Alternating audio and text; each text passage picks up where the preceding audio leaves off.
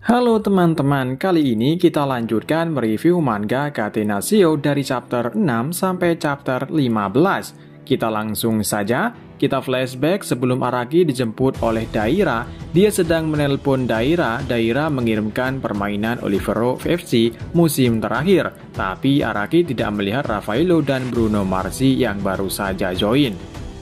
Daira mengungkapkan kalau dia tidak memiliki akses untuk itu, namun Akira maksa Daira untuk mengirimkan video permainan Raffaello bahkan sebelum dia pindah ke Olivero. Sehingga dengan terpaksa Daira mengirimkan videonya. Araki mulai menonton dan langsung terkejut melihat cara dribblenya. Araki berkomentar, fisik yang dibutuhkan untuk menyentuh bola seperti itu lebih dari mengumpan dan menendang. Ini artinya biasanya orang-orang mengandalkan kaki dominan mereka untuk menggiring sedangkan kaki satunya hanya untuk mendorong. Bahkan pemain terbaik dunia melakukan hal seperti ini. Araki berkomentar soal dribbling amati, kalau pergerakan dia tidak terlalu cepat tapi dia tidak memiliki kaki yang lemah. Araki terus memutar balik ketika dia melihat amati mulai mendribble. Dan bagaimana dia memilih? Setelah dia berulang kali melihat dia menemukan sesuatu, kemudian kita kembali ke masa sekarang. Raf terdiam setelah Araki berhasil menghentikan dribblenya dengan mudah. Dia bertanya kepada Araki bagaimana dia bisa melihatnya. Araki dalam hatinya berkomentar, Raf memang tidak memiliki kaki yang lemah, tapi itu muncul ketika dia kehilangan konsentrasi atau saat dia telah tidak sabar, dan juga di saat dia meremehkan lawannya. Araki akan beritahu kepada Raf nanti kenapa dia bisa menghentikannya setelah Araki menangkan 3 ronde selanjutnya. Raf mulai emosi, dia berpikir Araki seperti sudah menganalisis dribblenya. Kemudian Giampalmo menyuruh Raf untuk tenang. Dia mengatakan kalau Raf malas dan sombong, itulah kenapa Araki bisa menebaknya. Giampalmo melanjutkan, kalau Araki itu bukan pemain dari Liga, jadi dia menyuruh Raf bermain seperti biasanya. Araki berkomentar dalam hatinya, kalau dia bisa melakukan ini hanya dengan banyak persiapan, dengan prediksi pergerakan lawan. Tak lama kemudian, Silvio datang ke tempat latihan dan setelah dia masuk, dia melihat terjatuh atau Araki terjatuh sementara Raf berkomentar 5 kemenangan berturut-turut. Kita balik lagi sebelum Silvio datang. Saat ini ronde kedua, Araki berkomentar kalau menurutnya tadi bonus dan sekarang dia harus serius. Lalu Araki mengingat penjelasan dari Yamashita tentang bertahan. Yamashita berkata, seorang penyerang memiliki 2 opsi dalam menggiring bola, memilih ke dalam atau maju ke depan.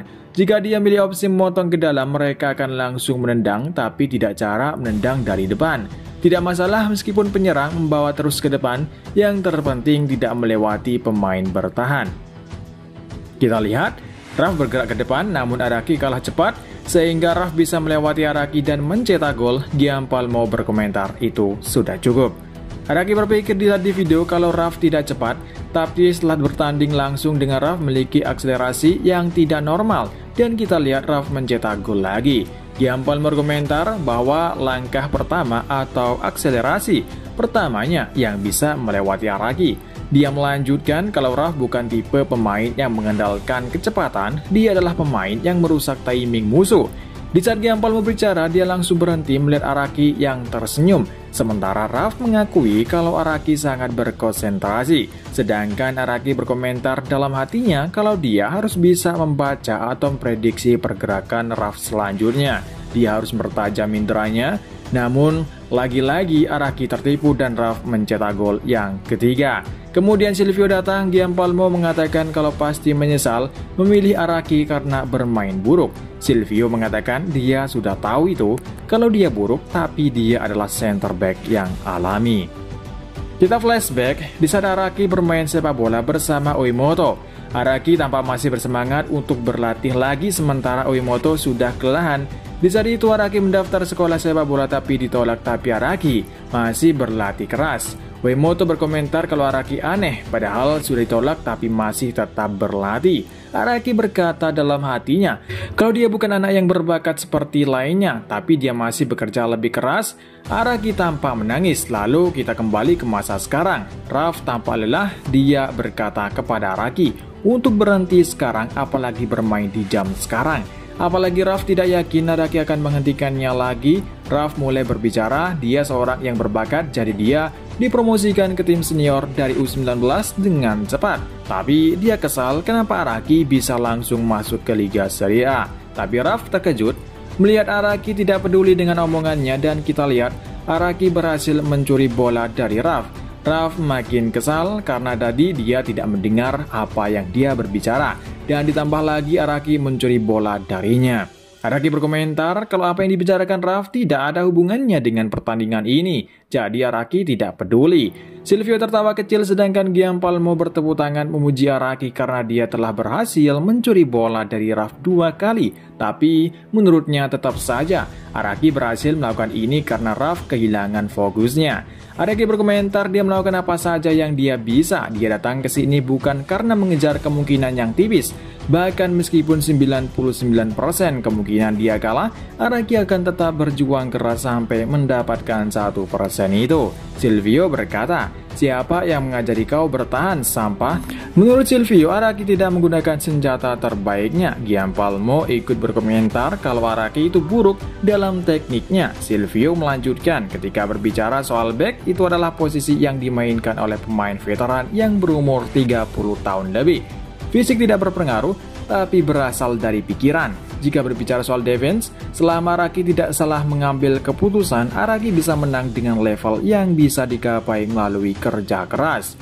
Silvio mengatakan lagi kalau defense-nya sampah dan jangan bersikap lembut pada dirimu sendiri.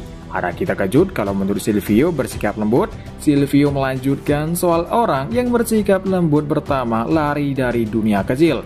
Ini terjadi sama saat Araki waktu SMA melawan tim yang kuat, dan tidak ada cara untuk menemukan lagi untuk mengalahkannya. Lainnya seperti tidak memperhatikannya lagi, mereka mulai fokus dengan hal lain dan hampir tidak ada kesempatan untuk menang. Di saat Araki kalah akan merasa menyesalkan sesuatu dengan cara yang aneh. Kemudian cara yang kedua diskusi tentang masalah. Namun Silvio tidak melanjutkan, dia ingin Araki menemukannya sendiri. Araki tampaknya marah, kemudian Silvio memegang pundak Araki dari belakang dan mengatakan, kalau saat ini tidak perlu dia memberitahunya karena Araki sudah melewatinya sebelumnya. Daira berpikir apakah Silvio memprovokasinya. Silvio melanjutkan kalau Araki bermain bagus pada dia melawan tim Saikai. Silvio tahu kalau Araki bukan orang yang bersikap lembut. Araki adalah orang yang mengerahkan segalanya untuk menang. Itu alasan Silvio membawanya ke Italia. Silvio minta untuk melupakan yang telah mengajarkannya untuk bertahan, tapi gunakan instingnya itu untuk bertahan. Kali ini, dia telah masuki ronde ke-8. Araki masih bertanya-tanya kenapa dia bisa mengatakan kalau dia masih bersikap lembut. Kemudian Araki mengingat penjelasan Yamashita, cara berdiri dalam pertahanan, dan fokuskan mata ke kaki lawan. Setelah lawan mulai menyentuh bola, Araki harus lebih dulu ke tempat itu sebelum lawan menyentuhnya lagi. Di saat Araki memilih momen majulah dan ambil bolanya, dan kita lihat Raf berhasil mencetak gol lagi. Silvio berkomentar, sebentar lagi berakhir, sekarang mari kita lihat apa yang kau punya. Kemudian kita melihat seseorang, mungkin dia pelatih juga di sini. Dia langsung berhenti melihat lampu masih menyala. Jadi berpikir apakah ada yang lupa yang mematikannya. Kemudian Giampalmo mengingatkan kepada Araki untuk jangan bermain kotor atau melakukan pelanggaran. Karena aturannya maka dia akan gagal. Araki menjawab cuek. Araki kembali fokus. Dia sepertinya mulai paham tentang bersikap lembut pada dirinya sendiri. Dia berpikir kalau dia mengambil bolanya dengan cepat. Kali ini ronde ke-9. Silvio berkomentar, mereka melakukan umpan terobosan yang seharusnya tidak tembus. Kemudian tendangan jarak jauh yang kesempatan masuknya tipis, atau backle pass yang belum merasa coba. Ketiga orang dihadapkan dengan situasi tanpa harapan. Mereka akan ceroboh tapi mencoba sesuatu dengan ceroboh tanpa melihat situasinya itu bodoh. Sedangkan Araki berkomentar bertahan mudah jika dia langsung mengambil bolanya, tapi untuk mencurinya akan langsung dihindari oleh lawan. Raf mulai menggiring lagi, dan dia berhasil menipu Araki, tapi Araki dengan cepat kembali menekan Raf. Araki berkomentar kalau dia tidak bisa mengambil keputusan langsung, jadi dia harus melakukan sesuatu jika prediksinya salah agar dia masih tetap bisa mengimbanginya. Raf berkomentar kalau sekarang rasanya lebih sulit dan Araki mulai mengerti apa yang dimaksud Silvio. Araki berkomentar musuhnya lebih unggul darinya. Dia tidak tahu kapan Raf membuat pergerakan, satu langkah saja adalah momen yang menentukan kalah atau menang. Menurut Araki, dia harus bertahan seperti ini sampai Raf lengah. Namun, Raf tertawa, dia berkata kalau Araki menjaganya dengan jarak seperti ini, dia tidak perlu menghindar, cukup menendang saja dari jarak jauh. Alhasil, Raf mencetak gol lagi. Araki berkomentar lagi kalau tadi ada keraguan dan dia juga mengakui dengan memberi jarak yang banyak, Raf tak perlu melewatinya lagi. Araki cukup kebingungan karena di saat dia menjaga jarak, Raf akan menendang lagi, tapi jika mendekatinya, Raf akan melewatinya. Jadi berpikir dan berusaha lebih keras agar dia cukup mendekatinya dan membatasi pergerakannya. Di saat Raf lengah momen itu, Araki bisa mengambil bolanya. Silvio tersenyum mengatakan kepada Araki agar terus berusaha dan jangan berhenti berpikir. Berpikirlah tentang pemain bertahan dan mentalitas kemampuannya dalam mengambil keputusan. Tidak peduli seberapa kuat lawan fisikmu, pasti ada momen yang sempurna. Lalu Giampalmo berkomentar, apakah menurut Silvio menganggap menjadi si B tidak perlu skill fisik spesial? Menurut Giampalmo itu hanya sebuah hayalan dan mentalitas yang Silvio bicarakan hanya orang gila yang berpikir seperti itu. Silvio melanjutkan, dari back top dunia Silvio ragu mereka dianggap waras, mereka terobsesi dengan kemenangan. Sementara itu Raf berkomentar, sisa satu pertandingan lagi. Kemudian kita pindah scene, Silvio berbicara dengan pelatih yang bernama Gregorio. Silvio langsung mengabarkan kalau dia membawa anak berumur 18 tahun yang berasal dari Jepang tahun ini. Dia belum berpengalaman menjadi center back. Gregorio terkejut, dia mengatakan dia anaknya seperti apa. Silvio tanpa ragu mengatakan kalau Araki mirip seperti Alberto Zerola. Gregorio berkomentar, untuk jangan mengatakan seperti itu karena back terbaik dunia masih aktif. Dia bertanya apakah dia sebagus itu. Silvio mengatakan kalau tekniknya buruk.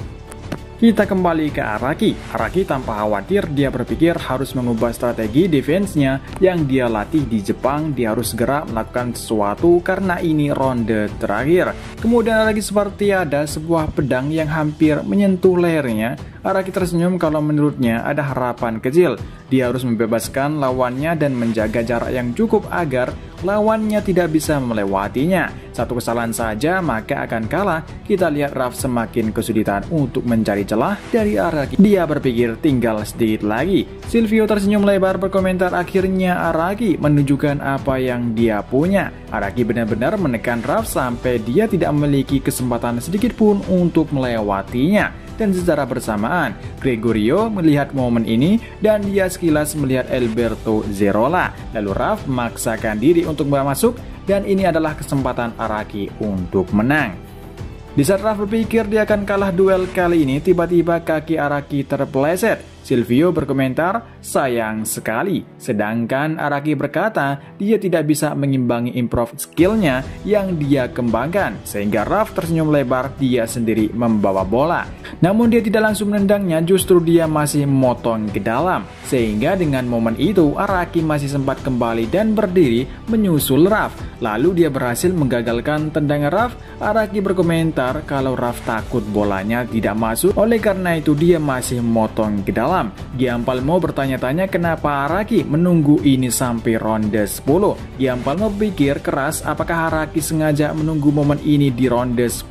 Jadi di ronde 10 adalah yang terakhir kemenangan. Jika Raf gagal mencetak gol maka Raf akan kalah. Gregorio berkomentar, saat kakimu tergelincir biasanya kau tidak bisa bergerak sekarang. Aku tahu sekarang, kata Nasio. Kemudian Giampalmo dengan terpaksa menerima Araki. Kita lihat Araki dan Daira menuju hotel bersama Gregorio. Kita lihat, kita kelas balik sebentar saat Gregorio muncul setelah Araki mengalahkan Raf. Silvio mengenalkan kepada Araki kalau dia adalah pelatih spesialis defender. Dia akan menjadi pelatih Araki nanti. Kemudian Gregorio memuji Araki karena telah bermain baik di ronde terakhir. Dia juga bertanya kenapa bertanding jam segini. Silvio menjelaskan kalau mereka sedang melakukan seleksi terhadap Araki. Sedangkan Raf tampak kesal, dia mengatakan kepada Araki jangan senang karena di sini yang menang adalah dia karena skornya 7-3. Sehingga dia akan pulang sendiri dan tidak mau satu mobil dengan Araki.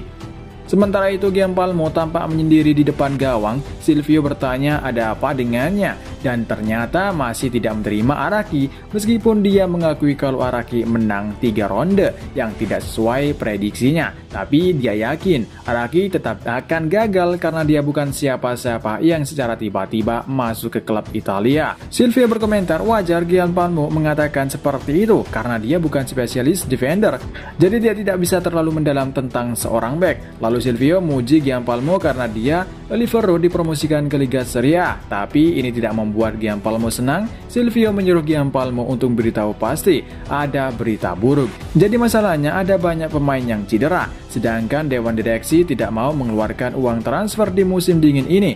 Alih-alih akan mengeluarkan uang transfer di musim panas. Silvio melanjutkan, jadi maksudnya pertahankan Olivero di Serie A. Dengan pemain seadanya, para supporter juga akan ada seorang penyelamat mereka. Gianpalmo berkomentar sebenarnya ada rekrutan baru, tapi kenapa harus Araki? Jadi ini alasannya. Gianpalmo menolak keras karena dia butuh pemain yang benar-benar tahu asal-usulnya, bukan Araki. Kita kembali ke Araki. Araki bertanya kenapa Daira malah ikut dengannya. Padahal tadi dia bersama Raf. Daira menjawab kalau dia tidak suka bersama orang yang memiliki mood yang buruk. Kemudian Gregorio mengatakan kepada Araki agar Araki masuk ke tim U19 lebih dulu. Dan ini dia yang memutuskannya. Menurutnya Araki terlalu dini masuk ke tim senior sekarang. Tapi ini tidak membuat Araki terkejut. Gregorio berkomentar kalau dia akan mengejarkannya bertahan di Liga U19. Daira sedikit protes apakah dia telah diberi izin oleh Silvio telah memutuskan ini, sementara Araki berkomentar apa yang dilakukan orang terkenal seperti dia di provinsi. Jadi dia adalah Gregorio De Corato, mantan pemainnya bintang Itali, center back kelas dunia, mendapatkan European Team of the Year 2 kali, 1 kali juara dunia, juara Liga Italia 6 kali, dan 1 kali juara Champions Club. Orang sudah mendapatkan semua piala di Eropa. Kemudian kita flashback, di saat Araki kecil menonton pertandingan Pildun antara Italia versus Jerman. Pada saat itu, 2 back terbaik bermain yaitu Zerola dan Gregorio. Dengan adanya mereka, pertahanan Italia sangat kuat bahkan digempur habis-habisan oleh Jerman. Tidak ada yang berhasil mencetak gol sama sekali. Jadi mereka adalah contoh yang benar Catenaccio. Kita kembali ke masa sekarang. Gregorio mendengar omongan Araki tentang Catenaccio. Gregorio menjelaskan Catenaccio diartikan baut pintu, istilah yang mendeskripsikan pertahanan yang sangat rapat. Filosofi dengan mempertahankan skor 1-0 dengan skalanya. Gregorio muji Araki di ronde terakhir kalau itu salah satu contoh Catenaccio. Lalu Gregorio bertanya apa yang membuat pertahanan Italia sangat kuat. Araki menjawab semua tentang sepak bola yang bereaksi serangan. Jika defender tinggi maka kelemahan ada di kecepatan, lalu yang cepat lemah dengan lawan yang tinggi. Gregorio melanjutkan jadi itu untuk semua serangan, tapi menurutnya Catenaccio yang dimaksud Araki salah semua. Karena tidak ada pemain bertahan yang menguasai segala aspek atau menguasai kecepatan tinggi seperti apa yang dia jelaskan Araki itu tidak ada. Tidak ada pemain yang memiliki semuanya itu. Karena Italia mempunyai kekuatan untuk mengalahkan musuh yang lebih kuat. Jadi semua orang di tim mempunyai keinginan untuk menang dengan cara apapun. Masing-masing dari pemain siap untuk melakukan pelanggaran dan menolak untuk kekalahan. Gregorio berkomentar kalau itu mirip dengan Araki terobsesi dengan kemenangan dan mentalitas itu yang disebut Catenaccio. Kemudian Araki telah tiba di hotelnya. Gregorio melanjutkan kalau Araki kalah dengan skor yang buruk dari Raf, tapi Araki menang melawan yang memiliki kecepatan yang melebihi Araki. Lalu Araki menjawab kalau dia bukan hanya ingin menjadi yang terbaik di Italia, tapi di Eropa. Gregorio melanjutkan kalau Araki mirip dengan Zerola, mungkin saja Araki akan menjadi pemain bertahan terbaik di dunia. Dan kita lihat Araki tampak kelelahan, dia langsung tidur bukan di kasurnya. Kemudian di pagi harinya Araki terkejut tiba-tiba ada yang berikannya sebuah selimut dan kopernya hilang. Setelah dia buka kamar mandinya ada seseorang di sana. Orang itu kaget karena tiba-tiba ada yang masuk ke kamar mandi sedangkan dia sedang pup. Orang itu menjelaskan kalau pintu kamar Araki tidak terkunci. Jadi dia masuk dan kopernya juga terbuka. Lalu Araki menjelaskan agar tidak masuk ke kamar seseorang sembarangan. Nama anak ini adalah Momo Traore. Jadi dia pemain U19 Olivero juga. Araki menyuruh Momo untuk jangan pup di kamarnya. Akhirnya Araki menendang Momo keluar. Araki baru ingat nama Momo yang dari U19 dia direkrut dari Guinea. Kemudian Araki dan Momo sarapan bareng. Jadi Momo tidak ditinggal di hotel melainkan tinggal di asrama U19. Momo merasa iri yang bisa tinggal di hotel. Menurutnya asrama itu bukanlah tempat yang baik untuk hidup. Kemudian Raf dan Bruno Mars datang juga untuk sarapan. Araki menyapa Raf. Raf terlihat pegal semua gara-gara latih tanding dengan Araki sebelumnya. Kemudian Bruno menatap Araki. Araki langsung mengenalkan diri dan Bruno berapa detik dia baru menjawab juga mengenalkan diri.